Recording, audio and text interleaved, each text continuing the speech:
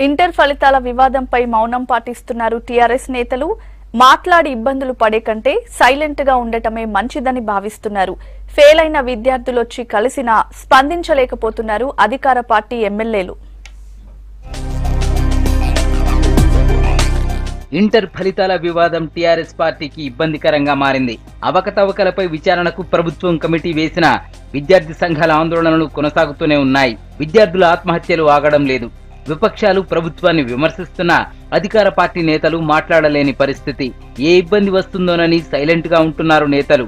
ఒకరిద్దరు మీడియా సమావేశాలు ఏర్పాటు చేసినా ఈ అంశంపై స్పందించడం లేదు. అన్ని విషయాలు సంబంధిత మంత్రి చెబుతారని తప్పించుకునే ప్రయత్నం చేస్తున్నారు.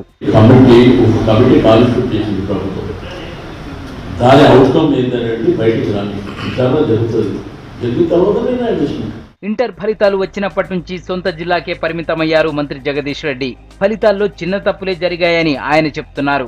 మిగతా మంత్రులు ఈ విషయంతో తమకు సంబంధం లేదన్నట్లు వ్యవహరిస్తున్నారు. టీఆర్ఎస్ విద్యార్థి సంఘం నేతలు పూర్తిగా డైలమాలో పడ్డారు.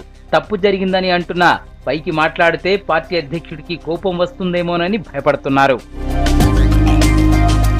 ఇంటర్లో ఫెయిల్ అయిన చాలా మంది విద్యార్థులు మార్కుల లిస్టుతో ఎమ్మెల్యేలను కలుస్తున్నారు. దీంతో వారికి నచ్చజెప్పలేక ఇబ్బందులు పడుతున్నారు ఎమ్మెల్యేలు.